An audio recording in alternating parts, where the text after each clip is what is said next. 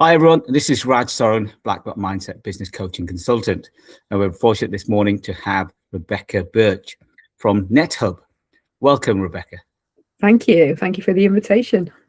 Excellent.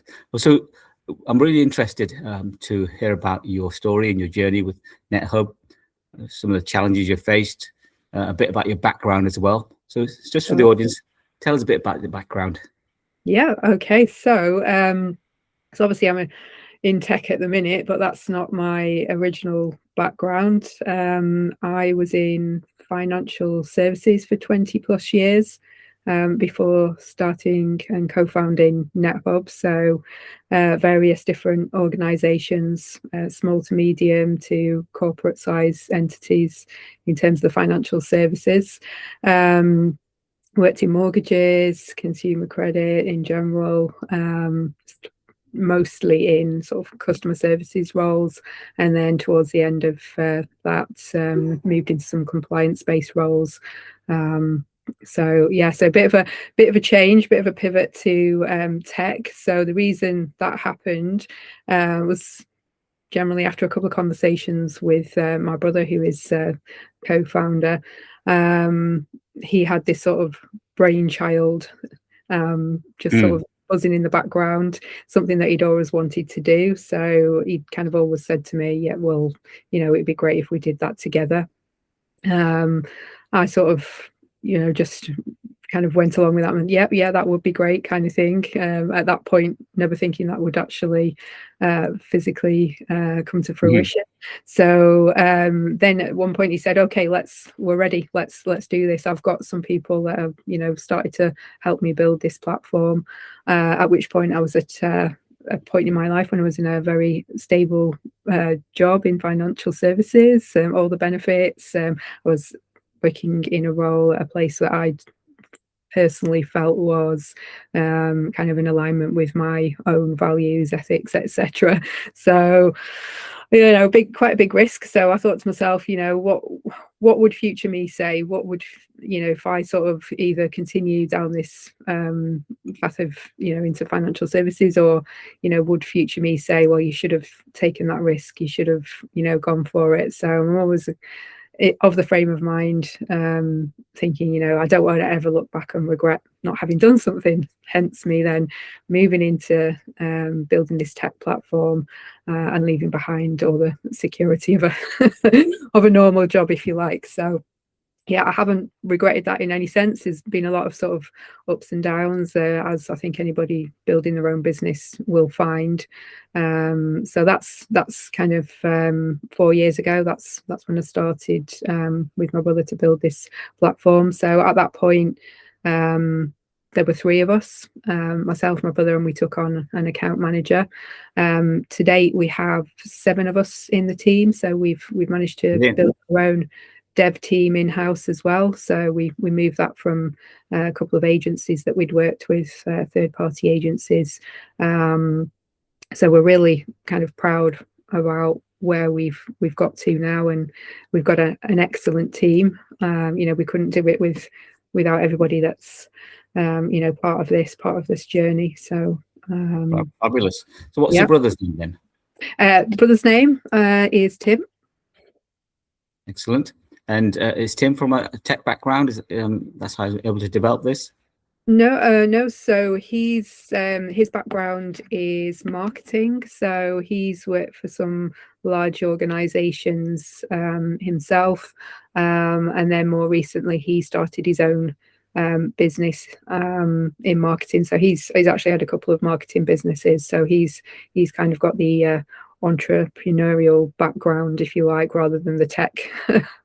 So but NetHub itself was kind of in terms of his brainchild, born from his serial networking activities and a kind of lack of decent software to actually capture those activities. So yes, you can have CRMs, etc., but this is more from a personal basis of somebody who is physically going out to networking meetings and meeting human beings face to face as an individual. How do you track that, and how do you track that without making it onerous, if that makes sense? So Yeah. So explaining NetHub to someone who's not come across it before, how do you simplify that?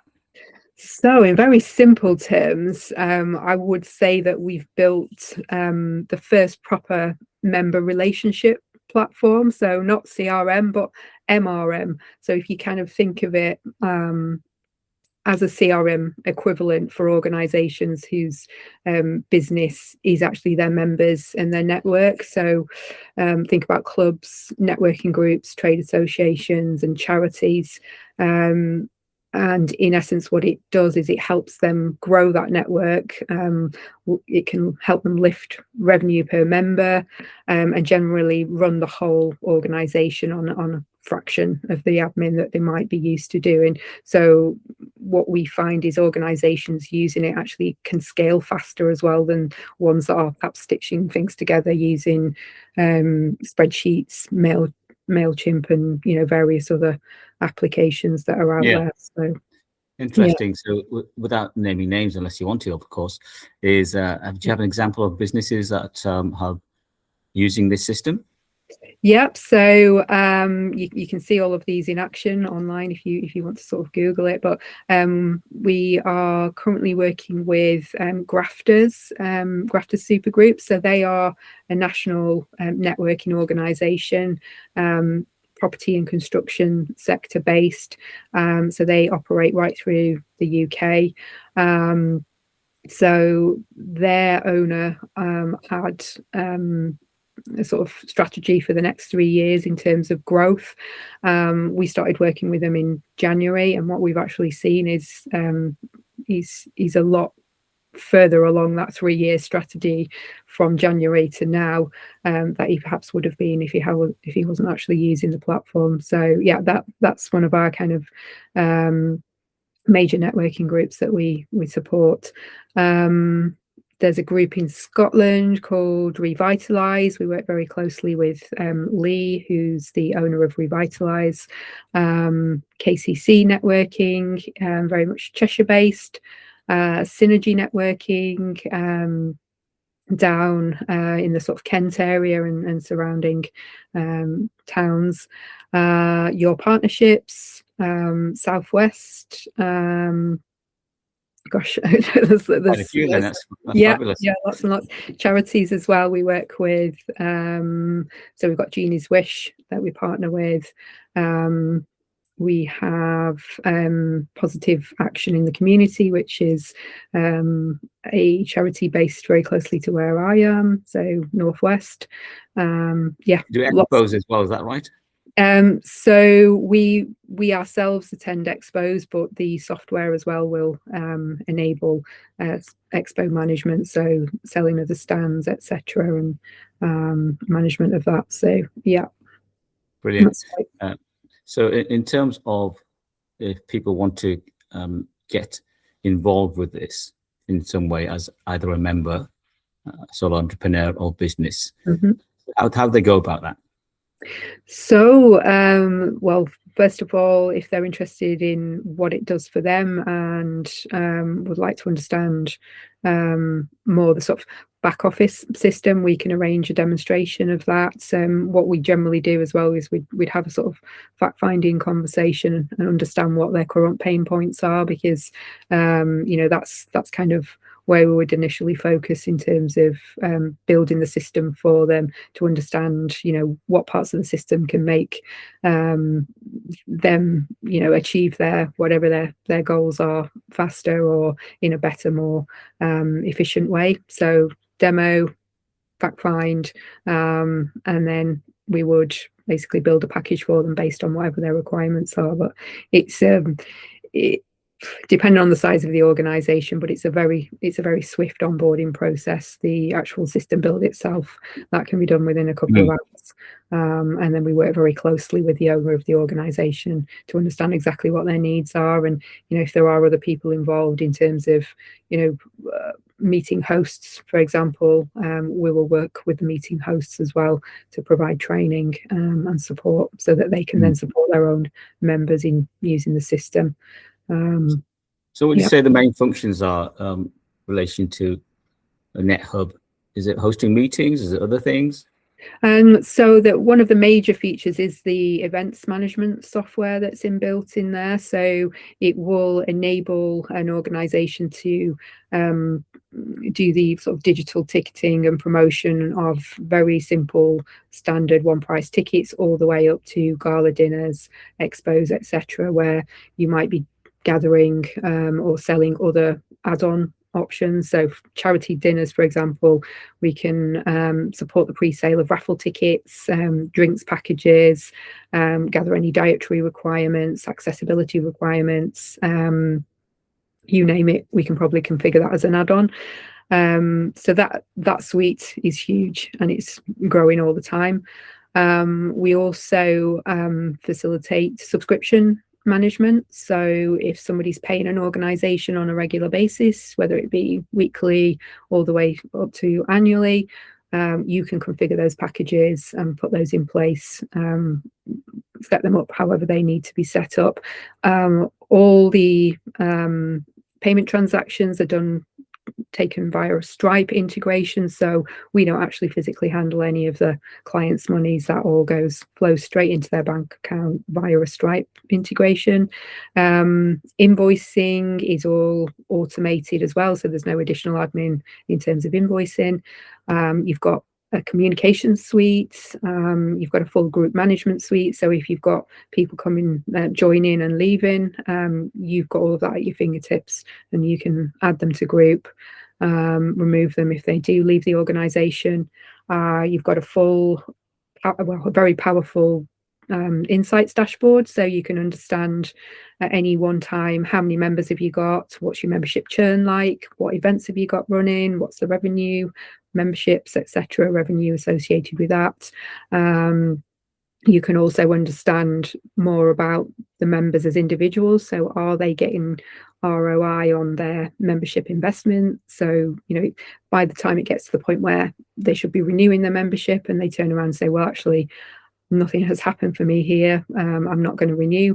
You actually know that from day one. Are they coming to your meetings? Yeah. Are they engaging with other members? And that's all done through the members app as well, that all of your members are provided with free of charge. So that enables them to sort of track their relationships with other network members, understand where the subscriptions are up to, book directly on events as well from that app. So it's a kind of full ecosystem, if you like, that not only benefits the members, but obviously the owner of that organization, providing them with the tools and the insights into what's happening. Yeah. So things like, a number of things have seemed to evolve since we first spoke some time back.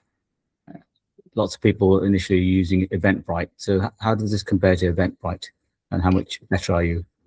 Yeah, that's a very sweeping question. So I would say a lot of our clients are networking organizations. So I don't know if you've ever conducted, well, I'm sure you've conducted a search via Eventbrite looking for specifically networking events. I don't know about you, but what generally comes up in my search is maybe a couple of networking events that aren't necessarily in the location that I was looking for, but it's also given me things like rock concerts and other types of events that I was specifically searching for. So our site will give you a range of networking events if that's what you're looking for. There are various functionalities which I've already mentioned in terms of things like gala dinner management. So there's an inbuilt table management feature. The menu option, the add-ons, and all of the sort of reporting that you have access to in the background as well, I would say is probably, dare I say, it's slightly superior to what you get with Eventbrite. Your management on the night as well. So you imagine you're at your reception desk checking people in. If you've used Eventbrite for that, you've got a separate proprietary app that anybody that's on your team needs to download in able to sort of in order to check people in. Whereas this is simply a camera phone. Open up your camera phones. That means that if you do get a kind of bottleneck at your reception, anybody that's in your team, you can shout them home and say, would you mind helping me with this check-in management. They can just grab their phone, go down the line and scan everybody in. So there's a number of sort of nuanced differences and perhaps things that sounds great. And how does your subscription or cost model work? So again, it's size of organization based. So if you only want to use, for example, the events management feature, that's a very small monthly cost for using that, just simply the events management, because not everybody wants to use the entire system. And then the pricing is tiered according to how many groups you want to manage through the platform. So you can imagine a brand new networking organization probably only has one group. They're in a kind of startup phase, and then they might move through to a growth phase. So as they might need to use more of the platform, then the prices will increase according to that. So there are other services that we provide in terms of advising around configuration, additional bespoke configuration and development as well, which is sort of priced at on an individual basis depending on what those requirements are. So you do take a fee for each member, or per ticket item? Yeah, not per member. So the monthly cost for use of the back office system, and then any transactions that go through the platform in terms of tickets and subscription transactions, there is a percentage on each one of those, which I would add in terms of events is significantly lower than Eventbrite fees that are charged at the minute. Those fees, especially where events are concerned, you can of course add those on top of the ticket price, so in effect it doesn't cost you as an organization owner anything, because it's kind of passed on as a booking fee. Brilliant.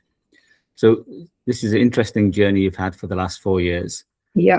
What type of advice would you give to an individual who is maybe in a job at the moment and a bit scared to take the leap of faith? I think it's easy for me to say take the leap of faith, and like me, don't be looking back thinking, oh, I should have taken that risk. I think it's got to be a calculated risk. So you've got to basically be prepared for things not to go exactly as you have planned them. So I think make sure that you've got a backup plan in terms of financial security as much as you can, so that if something does go wrong, you can still pay your day-to-day bills, etc. But I think in terms of resilience, you've got to keep thinking to yourself, why am I doing it? What is it? Is it something you've got to prove? Is it because you want to ultimately have freedom? Do you want to make your mark on the world? That kind of thing. So I think what's your degree of resilience when things don't go right, and if things don't go right, how are you going to cope with that, not just financially but also mentally and physically? What have you got in reserve? Who's around you as well, because I think that's really important. Who's around you that can support you, that can pick you up, and or have you got other ways of picking yourself up, kind of thing.